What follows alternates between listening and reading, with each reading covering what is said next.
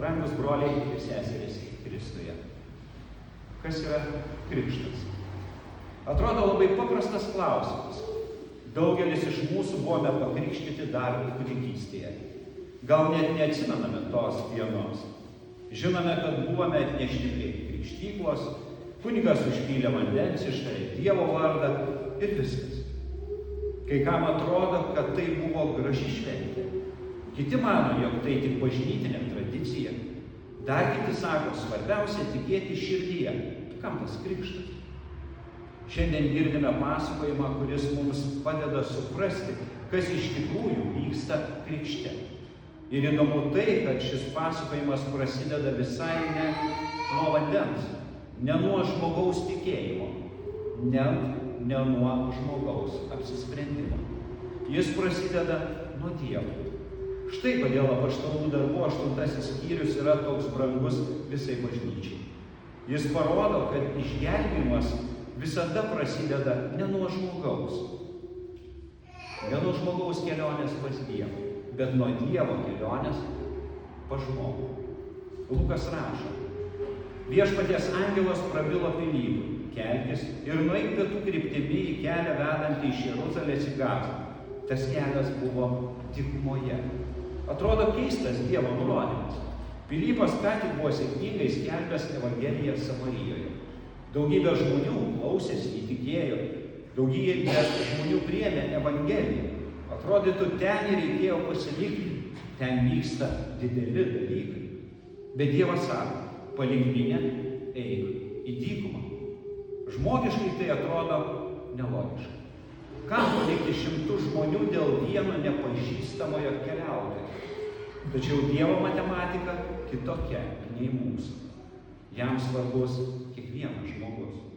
Ne tik minios, ne tik dideli renginiai, ne tik pilnos bažnyčios. Vienas žmogus Dievui vertas tiek pat, kiek tūkstantis. Tai pirmoji Evangelijos pamoka šiame tekste. Dievas ieško žmogaus. Dažnai mes įsivaizduojame priešingai. Manome, kad žmogus ieško Dievo. Tačiau šventasis raštas nuolat rodo kitokį paveikslą. Geroji naujiena prasideda ne nuo mūsų pastangų. Ji prasideda nuo Dievo malonės. Dievas siunčia Pilypą. Jis paruošia susitikimą. Jis jau žino, ko tam žmogui reikia. Argi taip nėra ir mūsų gyvenime? Kiek kartų tik vėliau suprantame, kad Dievas jau veikia tada, kai mes jo dar net ieškojame. Vienas sutiktas žmogus, vienas pokalbis, vienos pamaldos, viena Biblijos eilutė. Atrodė atsitiktinumas, o vėliau supratome, tai buvo Dievo vedimas. Dievas dažnai ateina tyliai, be triukšmo, bet labai tiksliai, tada kai reikia. Toliau Lukas pasakoja. Pilypas atsikėlė ir išėjo. Ir štai Etiopas Eunuchas, Etiopijos karalienės Kandakės didikas ir viso jos iždo prižiūrėtojas buvo atvykęs į Jeruzalę pagarbinti Dievą. Šis žmogus nebuvo paprastas. Jis buvo valstybės iždininkas, labai aukštas pareigūnas, turtingas, išsilavinęs, įtakingas. Be to jis buvo religingas. Juk dėl Dievo garbinimo nukeliavo 100 kilometrų į Jeruzalę. Tokia kelionė anuomet trukdavo savaitės ar net mėnesius. Jis ieškojo Dievo. Jis skyrė tam laiką. Jis aukojo savo jėgas. Ar ne tokį žmogų mes šiandien pavadintume pavyzdingu tikinčiuoju? Tačiau Lukas atskleidžia vieną labai svarbią detalę. Grįždamas jis sėdėjo vežime ir skaito pranašą Izaiją. Grįždamas jis skaito šventąjį raštą. Jis skaito Dievo žodį. Bet dar nesupranta jo esmės. Štai čia prasideda įstatymas. Vien religingumo neužtenka. Galima būti geru žmogumi, galima melstis, galima aukoti, galima lankyti bažnyčią, galima skaityti Bibliją ir vis tiek dar nepažinti Kristaus. Tai labai svarbi žinia mūsų laikais. Kartais girdime sakymą, aš tikiu savai. Svarbu būti geru žmogumi. Tačiau šis Etiopas buvo ir geras, ir religingas, ir nuoširdžiai ieškantis. Vis dėlto jam dar kažko trūko, jam pačiam. Trūko ne pastangų, trūko ne nuoširdumo, jam trūko Kristaus. Ir štai įvyksta dar vienas svarbus dalykas. Lukas rašo, dvasia tarė Pilypui, prieik ir laikykis greta šio vežimo. Vėl veikia ne žmogus, vėl veikia Dievas. Ne Pilypas nusprendžia, ne didikas pakviečia. Šventoji dvasia suveda šiuos du žmones. Kartais mes sakome, aš radau Dievą. Tačiau tiksliau būtų sakyti, Dievas surado mane. Nes jeigu viskas priklausytų nuo mūsų, vargu ar kuris nors būtume čia. Ir šiandien bažnyčia gyva ne todėl, kad turi gerus planus ar gražias programas. Ji gyva todėl, kad šventoji dvasia vis dar siunčia savo bažnyčią po žmonės. Ji vis dar atveria duris pokalbiams, ji vis dar kviečia klausytis Evangelijos. Pilypas pribėga prie vežimo ir užduoda vieną trumpą klausimą. Ar supranti, ką skaitai? Koks paprastas klausimas, bet kartu jis labai gilus. Etiopas galėjo apsimesti, galėjo pasakyti, žinoma, suprantu, juk jis buvo išsilavinęs žmogus, aukštas pareigūnas, jam būtų buvę lengva parodyti savo išdidumą. Kiek kartų mes, kai mūsų to paklausia, sakome, žinom, suprantu, nors visiškai nesuprantame apie ką. Tačiau jis atsako visiškai kitaip. Kaip galiu suprasti, jei niekas manęs nepamokys? Koks gražus nuolankumas. Štai čia prasideda tikrasis tikėjimas. Ne tada, kai žmogus mano viską žinąs, bet tada, kai jis leidžia Dievui save mokyti. Ir tai labai svarbi pamoka mums visiems. Mes gyvename laikais, kai kiekvienas turi nuomonę. Internete galima rasti tūkstančius aiškinimų. Kartais atrodo, kad visi jau yra švento rašto ekspertai. Tačiau tikėjimas auga ne iš mūsų nuomonės. Tikėjimas auga iš Dievo žodžio. Todėl Dievas ir davė bažnyčią pamokslavimo tarnystę. Ne tam, kad kunigas būtų svarbus, bet tam, kad Evangelija būtų aiškiai paskelbta. Kad Kristus būtų parodytas, kad žmogus išgirstų ne žmonių išmintį, o Dievo pažadą. Ir būtent dabar prasideda didžiausias šio pasakojimo stebuklas. Ne vanduo, ne krikštas, pirmiausia Kristus, kuris buvo paskelbtas iš šventojo rašto. Nes tik ten, skelbiamas Kristus, žmogus gali suprasti, kodėl jam reikalingas krikštas. Ir kokią neįkainojamą dovaną jam dovanoja pats Dievas. Lukas tęsia pasakojimą. Rašto vieta, kurią jis skaitė, buvo iš Izaijo pranašystės. Ir ten rašoma, tarsi avis jis buvo vedamas pjauti ir kaip avinėlis, kuris kerpamas tyli, taip jis neatvėrė savo burnos. Neatsitiktinai gal paskaitė būtent šiandien. Jis skaitė 53 Izaijos skyrių. Vieną gražiausių Senojo testamento pranašysčių apie Mesiją. 100 metų prieš Jėzaus gimimo pranašas jau kalbėjo apie tą, kuris kentės ne už savo, bet už kitų nuodėmes. Tačiau Etiopui kyla klausimas. Jis klausia Pilypo, apie ką čia rašo? Apie patį pranašą ar apie ką kitą? Tai labai svarbus klausimas. Nes nuo atsakymo priklauso viskas. Jeigu Izaijas kalba tik apie save, tuomet tai tik graudi istorija apie kenčiantį žmogų. Jeigu jis kalba apie Kristų, tuomet tai jau Evangelija. Ir štai Lukas parašo vieną sakinį, kuris tampa viso šio pasakojimo centru. Pilypas pradėjęs čia rašto vietą, paskelbė jam gerąją naujieną apie Jėzų. Atkreipkite dėmesį, Pilypas nepradeda kalbėti apie krikštą. Jis nepradeda aiškinti bažnytinių apeigų. Jis nepradeda mokyti apie žmogaus pareigas. Jis skelbia Jėzų. Kodėl? Todėl, kad be Kristaus krikštas neturi prasmės. Vanduo pats savaime nieko nepakeičia. Tačiau vanduo sujungtas su Dievo žodžiu ir Kristaus pažadu tampa tuo, ką Liuteris vadina malonės vandeniu. Tik todėl, kad Kristus prisiėmė mūsų nuodėmes. Tik todėl, kad Kristus mirė ant kryžiaus. Tik todėl, kad Kristus prisikėlė. Tik todėl krikštas gali dovanoti tai, kad Dievas pažada.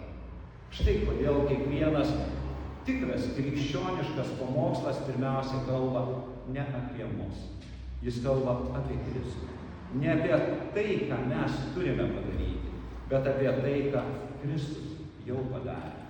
Čia slypi visas skirtumas tarp įstatymo ir Evangelijos. Įstatymas visada sako, tu privalai.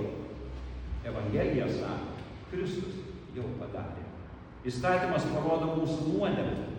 Evangelija parodo mūsų gelbėtoją.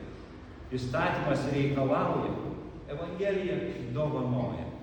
Ir tik tada, kai žmogus išgirsta Evangeliją, jis pradeda kitaip matyti. Kitaip matyti ir krikštą. Toliau Lukas rašo, jiems bekeliaujant jie privažiavo prie vandens. Eunuchas tarė, štai vanduo, kas trukdo man būti pakrikštytam? Tai kulminacija. Štai klausimas, kuris šiandien skamba ir mums. Tačiau labai svarbu pastebėti vieną dalyką. Šis klausimas gimsta po Evangelijos paskelbimo. Pirmiausia buvo Kristus, paskui krikštas. Ne atvirkščiai. Krikštas nėra stebuklinga apeiga atliekant be Evangelijos. Krikštas yra Evangelija, kuri vandeniu pasiekia konkretų žmogų. Dievo pažadas tampa asmeninis. Tai, ką Kristus padarė dėl viso pasaulio, dabar dovanojama tau. Ir dabar pažiūrėkime į Etiopo klausimą. Jis neklausė, ar jau esu vertas, ar viską padariau. Jis neklausė, ar jau pats pakankamai pasikeičiu. Jis neklausė, ar mano tikėjimas pakankamai stiprus. Jis neklausė, ar pirmiausia dar turėčiau įrodyti savo ištikimybę. Jis klausė tik vieną, kas trukdo. Koks teisingas klausimas. Kas trukdo nusidėjėliui ateiti pas Kristų? Niekas. Kas trukdo kaltam žmogui priimti Dievo malonę? Niekas. Kas trukdo tam, kuris tiki Kristumi, gauti jo pažadą? Niekas. Ne mūsų nuopelnai atveria duris, jas atveria Kristaus kryžius. Šiandien žmonės dažnai galvoja priešingai. Jie sako, pirmiausiai susitvarkysiu gyvenimą. Pirmiausia, atsisakysiu visų blogų įpročių. Pirmiausia, tapsiu geresnis. Tada ateisiu pas Dievą. Bet Evangelija sako, ateik dabar. Ne todėl, kad esi pasiruošęs, bet todėl, kad Kristus yra pasiruošęs tave priimti. Tai galioja ir krikštui. Krikštas nėra atlygis už gerą gyvenimą. Jis nėra pažymėjimas, kad žmogus jau tapo šventas. Priešingai, krikštas yra Dievo dovana nusidėjėliui. Tai vieta, kur Dievas pasiekė žmogų savo malonę. Štai kodėl Martynas Liuteris mažajame katekizme klausė, ką duoda krikštas. Ir atsako ne savo nuomonę, bet remdamasis Dievo pažadais. Jis teikia nuodėmių atleidimą. Jis išgelbsti iš mirties ir velnio valdžios. Jis dovanoja amžiną gyvenimą visiems, kurie tiki Dievo žodžiais ir jo pažadais. Atkreipkite dėmesį, visą tai daro ne žmogus. Visą tai daro Dievas. Štai kodėl mes taip branginame krikštą. Ne todėl, kad vertintume vandenį, bet todėl, kad branginame Dievo pažadą susijęs su tuo vandeniu. Kai krikštijamas kūdikis, veikia Dievas. Kai krikštijamas suaugęs žmogus, veikia Dievas. Kai prisimeni savo krikštą po daugelio metų, tavo stiprybė nėra tavo prisiminimuose. Ji yra tame pačiame Dievo pažade, kuris nesensta ir nesikeičia. Todėl, kai velnias primena tavo nuodėmes, atsakyk ne savo darbais, prisimink savo krikštą. Kai sąžinė tave smerkia, prisimink savo krikštą.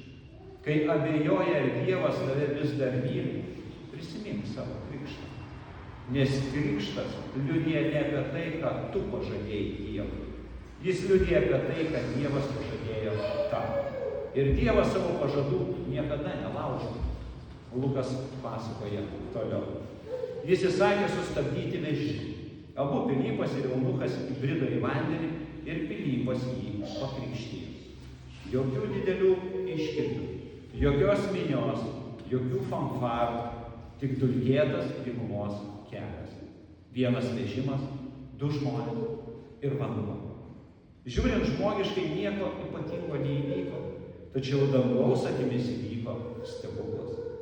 Dievas savo pažadą susiejo su konkrečiu žmogumi. Tas žmogus dabar ne tik išgirdo Evangeliją, jis tapo jos dalininku. Jis buvo pakrikštytas Jėzaus Kristaus vardu. Apaštalas Paulius laiške romiečiams rašo, kad krikšte esame mirę kartu su Kristumi ir kartu su juo prikeliami naujam gyvenimui. Vadinasi, krikštas nėra tik gražus prisiminimas. Tai nėra vien simbolis. Tai nėra žmogaus vienas pareiškimas. Tai yra Dievo veiksmas. Dievas paima nusidėjėlį ir prijungia jį prie savo sūnaus. Tai toks artimas ryšys, kad nuo tos akimirkos Dievas į žmogų žvelgia per Kristų. Kai Dievas žiūri į pakrikštytą žmogų, jis mato ne tik silpnumą. Jis mato savo sūnaus teisumą. Štai kokia didžiulė dovana mums buvo suteikta. Tačiau čia norėčiau paklausti kiekvieno iš jūsų. Ar mes dar gyvename savo krikštu? Nes labai lengva krikštą palikti praeityje ir galvoti, tai buvo seniai. Tėvai mane pakrikštijo, niekas manęs neklausė ir viskas. Tačiau Liuteris kiekvieną rytą atsikėlęs prisimindavo savo krikštą. Kodėl? Todėl, kad krikštas nėra tik vienos dienos įvykis. Jis yra viso gyvenimo dovana. Liuteris sakydavo, kad senas žmogus mumise kasdien turi būti paskandinamas, o naujas žmogus kasdien prisikelti Dievui. Tai reiškia, kad kiekviena diena prasideda ne klausimu, ar šiandien būsiu pakankamai geras, bet klausimu, kam šiandien priklausau. Ir atsakymas yra labai aiškus. Aš priklausau Kristui. Ne todėl, kad šiandien būsiu tobulas, ar buvau tobulas. Ne todėl, kad šiandien nesuklydau ar nesuklysiu, bet todėl, kad Dievas mane pavadino savo vaiku. Šito nepanaikina nei mūsų silpnumas, nepanaikina nei mūsų abejonės, nepanaikina nei mūsų nesėkmės. Nes Dievo pažadas yra didesnis už mūsų nepastovumą. Štai kodėl reformacijos laikais Martynas Liuteris, kai jį užklupdavo sunkios pagundos ar abejonės, kartais tiesiog ištardavo: aš esu pakrikštytas. Ne todėl, kad krikšto faktas būtų magiška formulė, bet todėl, kad tai buvo priminimas apie Dievo pažadą. Velnias šnibžda, tu nevertas. Dievas sako, tu esi mano vaikas. Velnias šnabžda, tu per daug nusidėjai. Dievas sako, Kristus už tave mirė. Pasaulis sako, tavo vertė priklauso nuo tavo sėkmės. Dievas sako, tavo vertė buvo įrodyta ant Golgotos kryžiaus. Štai kodėl krikštas yra toks brangus. Jis nuolat nukreipia mus ne į save, jis nukreipia mus į krikštą. Ir tada Lukas parašo paskutinį šios istorijos sakinį. Kai jie išėjo iš vandens, viešpaties dvasia pagavo Pilypą. Eunuchas jo daugiau nebematė, bet leidosi savo keliu džiaugdamasis. Koks gražus pabaigos vaizdas. Pilypas dingsta, pamokslininkas pasitraukia, lieka Kristus. Tai labai graži pamoka kiekvienam kunigui. Nepadaryti juos savo sekėjais mūsų užduotis. Nebūti jų tikėjimo centru. Mūsų užduotis parodyti Kristų. Kai žmogus pažįsta Kristų, pamokslininkas gali pasitraukti iš šalį. Nes tikėjimo centras yra ne Pilypas. Tikėjimo centras yra Jėzus. Ir dar vienas žodis šiame sakinyje labai svarbus. Džiaugdamasis. Tas žodis yra ne baimė, ne nerimas, ne abejonė. Tas žodis yra džiaugsmas. Kodėl? Ar todėl, kad visi sunkumai baigėsi? Ne, tikrai ne. Kelias namo dar buvo ilgas. Gyvenimas Etiopijoje nebus lengvesnis. Darbas liks tas pats, atsakomybė liks ta pati, tačiau pasikeitė pats svarbiausias dalykas. Jis dabar pažino Kristų. Jis buvo pakrikštytas. Jis žino, kam priklauso. Ir tai keičia visą jo gyvenimą. Brangieji, gal šiandien ir jūs atėjote į bažnyčią su savo rūpesčiais. Vienas nerimauja dėl sveikatos, kitas dėl vaikų, trečias dėl darbo, ketvirtas nešiojasi kaltę, apie kurią niekam nepasakoja. Dievas šiandien jums neduoda pažado, kad rytoj nebeliks jokių sunkumų ir problemų. Bet jis duoda daug didesnį pažadą. Jis sako, tu esi mano. Tai buvo pasakyta tavo krikšte ir Dievas šio pažado neatšaukė. Galbūt tu jį buvai pamiršęs, gal nuo jo nutolai, gal tavo tikėjimas šiandien silpnas. Tačiau Dievo ištikimybė nepriklauso nuo tavo stiprybės. Ji remiasi Kristuje. Kai rytoj atsibusi, prisimink savo krikštą. Kai ateis pagunda, prisimink savo krikštą.